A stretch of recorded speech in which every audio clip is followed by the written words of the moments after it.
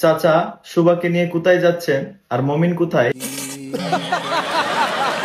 তোমরা তখন আয়া কইবা মমিন কেডা আয়া তোমরা পরিচয়টা দেই। মমিন অর্থাৎ যার সঙ্গে তিনি ঢাকা থেকে এখানে এসেছেন সেই মমিন। ও আচ্ছা, তো এই মমিনে করেটা কিতা? টিকটকার এবং একই সাথে সুবাও টিকটকার। এইবার কও, দুনিয়ার যত ঝামেলা আছে সবগুলোর সাথে টিকটকার জড়িত নেই? এই টিকটক মারানি গুলার লাগিয়া দেশের মধ্যে 2টা দিন মানুষ ঘুমাইতে পারছে না। অথচ সে কি বলে শুনেন? আমি ভালো আছি। এটা কি টিকটক পাইছো? নেট খাইতেছো কি লিগা? আমার কাছে যাবা না?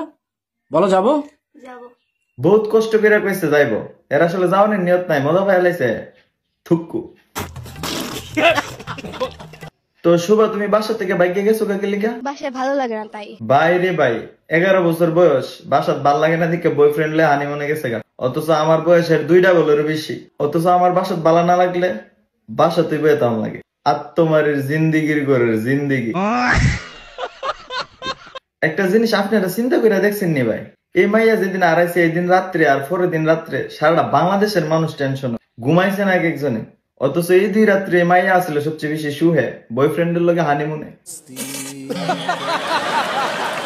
11 বছরের মাইয়া বয়ফ্রেন্ড লইয়া থাকা হানিমুনে। অথচ আমার 11 বছরের সময় না দিয়ে সর্দি পরে এক হাতে না ধরে রাহি, আর এক হাতে ফ্যানও ধরে রাহি, আনালে ফ্যান হইলে ফিরে থাকা। আমি যদি 11 বছর বয়সে প্রেম করতাম, যে মায়ের লোকে প্রেম করলাম হইলে, তোমার কাছে সরি, তোমার কাছে সময় মতো আইতে পারলাম না, আমি আমারে ক্ষমা করে দাও প্লিজ। প্লিজ আমাকে ক্ষমা করে দাও।